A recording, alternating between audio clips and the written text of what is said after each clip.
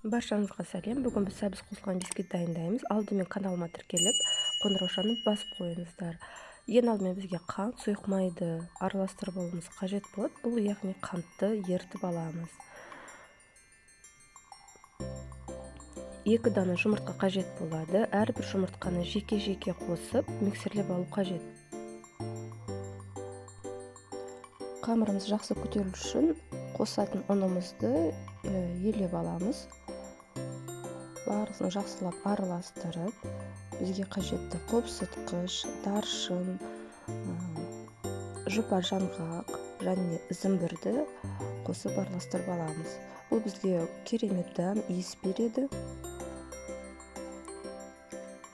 Барлық массамыз дайын болған кезде сәбіздің ұсақталғанын қосамыз.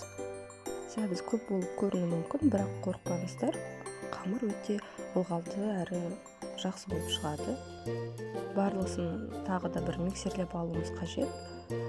Осы массаға біз енді ұсақталған грек жаңғағын қосамыз. Қалауынша мейіз, сары мейіз, қара мейіз де қосуға болады. Массамызды формаға салып құя бастаймыз. Егер сізге биік бисквит қажет болса, онда диаметр кіші форма алыңыз.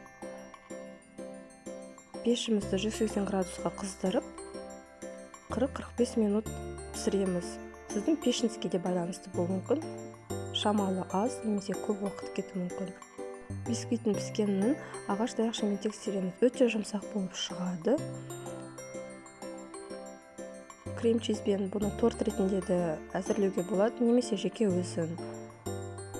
Сұрақтарыңыз болса, комментарийге жазыңыздар, жақындарыңызға пісіріп беріңіздер. Өте керемет шығатын пирог, бисквит. Видеоны соңына дейін көріп, назар аударғандарыңызға рахмет. Каналыма тіркелуді ұмытпаңыздар. Келесі рецептте кездескенше.